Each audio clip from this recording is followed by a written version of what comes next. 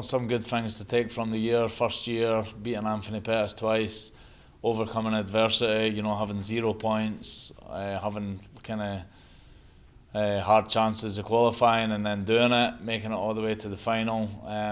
Even in the final fight, like, I overcame adversity even in the first round. Probably lost the first round due to the leg kicks.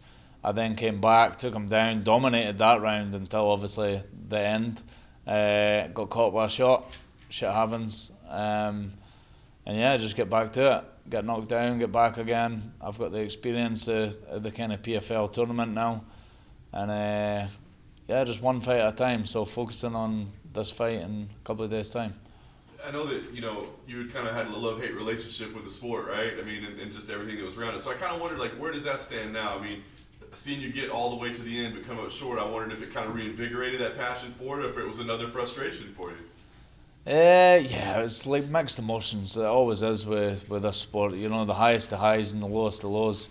I did struggle, after that loss, motivation-wise, to think, like, go through another grueling year. And so the motivation wasn't great at the start of the camp, to get back to training and all that. But now that we're kind of closer, and when I got an opponent, and yeah, I'm motivated now. It's just like, you get knocked down, get back up again, try again. I know that I'm potentially 4 fights away from winning $1 million again. So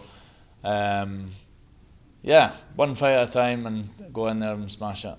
Talk about the matchup you do have here in the opening round. What are your thoughts on it?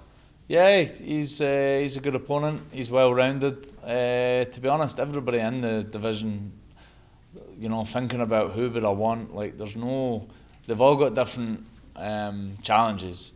Natan, he looks fairly well rounded. I do believe I'm better on the ground and on the feet. I'll give him the judo advantage. He's got an advantage in the judo, but we're not doing judo. And he is dangerous. Like, I'm not being overly confident. Like, he is dangerous. Most judo guys, if they get on top of you, they're heavy, they're strong. And yeah, that's what I see from watching him fight. Like, grappling wise, anyway, he likes to choke. Like most judo guys do. Some of them are good at arm bars. On the feet, he's a wee bit like a zombie. Just comes forward, absorbs the shots. Not the best IQ actually, because he's done that sometimes, and that doesn't mean you're winning just because you're coming forward. Like when he fought Olivier, he was getting pieced up. It was a close fight, but he lost that fight just by plodding forward and getting hit. So yeah, like, he's a good opponent, but I believe him better. Awesome. Last thing for me, as I said, you got the experience of the season under your belt. Are there any changes you're going to make in the way you approach either the season, the training, the fights themselves, whatever, based on what you learned last year? Not really too much, apart from, like I said earlier, like in the Martinez fight, I maybe made some like IQ decisions where, like, chasing footlocks and losing the bottom position, then losing that round. So being careful of, like, giving up a position and being a bit more smart with, like, thinking of the round and just the experience of it. I think I was rusty when I fought him, so I made some mistakes. I don't think I'll make them again. But and then from the Olivier fight is, the low kicks were obviously like tripped me a few times, starting to land. So maybe just dealing with something a wee bit different. If Natan comes out and tries and kicks my legs, then I've got something prepared for that. So yeah. Hey Stevie, I was going to ask, just how is your daughter doing? Obviously that's been a point that we've been talking about a lot. Is she doing a little better right now? Yeah, she's alright. I mean, it's been happening for like, 4 years? 4 years she's been dealing with seizures and epilepsy and stuff. So yeah, it's like she has good moments and bad moments. Nothing's changed in aspects of me training and being away, and obviously the fundraiser got a bit viral and that, like, that sense. But I mean, people ask me if that's a distraction. It's just an online thing, and it was a couple of days. I'm still smashing training. I'm still training away. And yeah, nothing really changes for this fight. It's more the next fight that is going to be challenging, because she's due to get surgery 4 weeks before the second fight. So that's probably going to be the difficult one. But again, I'm disciplined. I know that life has to go on. I have to try and be there as much as I can for my daughter. Although I know that, even if I wasn't there, like, while she's recovering after the surgery, my wife's there. And I obviously trust my wife to look after Mila until I get shit done. And Natalie's got like her mum and dad and family and friends and all that as well. So yeah, but for this fight, no distraction. I'm prepared as always, and I'm going to try and smash it. Well, certainly sending that positive energy. I did want to ask, your fight for the playoffs was in NYC, if I'm not mistaken, didn't get to go back to Europe for the playoffs. Is that something that you are hoping to be a part of if they go back to Europe this year? Yeah, I was a wee bit gutted about, like, adding them both up. Like, they came to the UK twice and I was on none of the cards. But and then at the same time, I twisted Pettis in Madison Square Garden. So, yeah, like, that was obviously really cool to fight in Madison Square Garden. But when I was at the UK shows, I was like, oh fuck, it would have been so cool to fight on these cards. And more for my fans, I've got quite a crazy fan base. Like, if you go and watch any of the UFC Scotland fights, even watch them back, everybody you could hear is like, chanting Stevie fucking Ray. It's quite rare to hear that, so vocal. So it'd be good to almost to give back to all my fans, because a lot of them, obviously, it's a struggle to come away out to Vegas and watch me fight. So I'm hoping they're coming to Europe at some point. Because yeah, obviously I'm hoping to make the playoffs, make the whole thing. If they come to the UK for the playoffs, I hope it's my weight class. If no, just put me on it, like me and another guy on it. But then I was thinking, if I didn't make the playoffs, it'd be cool to maybe just fight on one of the European cards anyway. Like they're going to, I think is it France in September, and they're also going to Dublin in December. That would be cool to fight on that card, if obviously things didn't go to plan. So I feel like I've got a plan A and plan B. If I've got stuff to do. Yeah. I believe this is your first time fighting in Las Vegas in your professional career. What's it like knowing you're about to fight in the fight capital of the world? Yeah, I mean, it's cool, man. Like, just all positive, all cool. I've been to Vegas a few times, 3 or 4 times. I was scheduled to fight here once, but I got cancelled due to visa issues.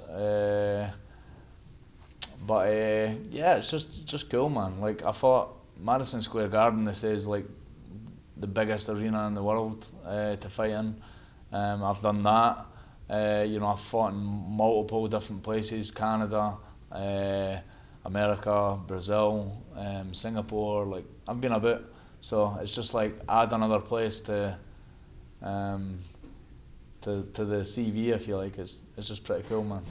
And you said you have a great fan base and that your fundraiser went viral. What was it like to see how the MMA community got together and helped support? Yeah, quite surreal, man. Like, just to see, the first kind of viral one was Dana White gave £10,000.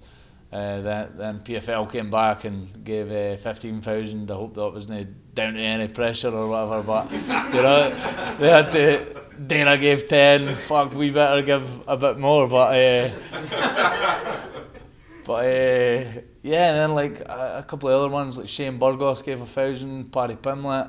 Yeah, like, and Sean O'Connell gave $4,000. Like, just so overwhelming for all the community to come together. A lot of it was the MMA community, as well as complete strangers.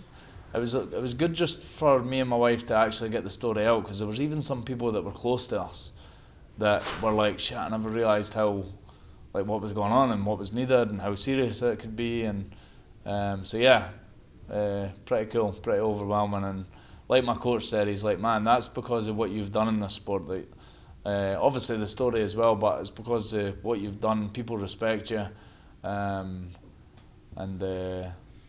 yeah, it's just cool, man. Awesome, Thanks. I saw yesterday, and then obviously here today, another fighter, guy from your gym, Paul Craig, is here. What role did Paul play in your training camp, if any, and also is he going to be cornering you? Yeah, so Paul and James will be cornering me. To be honest, just it's cool that he's now part of our gym. He's a big guy, so we didn't do too much stuff together because he's like 3 weight classes above me. But I did ask him to show me some wee tricks of the triangle. So yeah, he showed me that. You never know. Maybe if Natan does take me down, I'll hit the bear Jew triangle on him. But yeah, nah, it's just cool to have such another high level athlete now training beside us. Him and multiple other guys we've got at higher level, and that's another reason PFL need to come to Scotland. Not just the UK, come to Scotland. I've got a bunch of killers in the gym that would go on the undercard. One of my teammates, Dylan Took, he's on the European one, so watch out for him. He's an absolute savage. He's a featherweight, but I think he's done the tournament at lightweight. And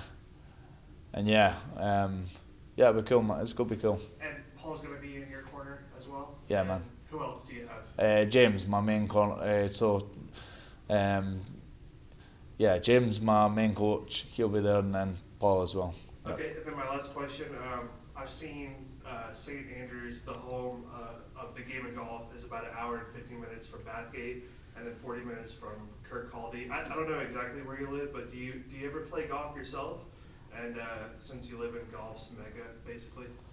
Yeah, so I've played golf. I'm not very good, so yeah. I mean, it's good for someone to do. Like I could see me getting into it more for like some downtime. But when you've got 4 kids and you have 4 kids at home, you've already got a professional career.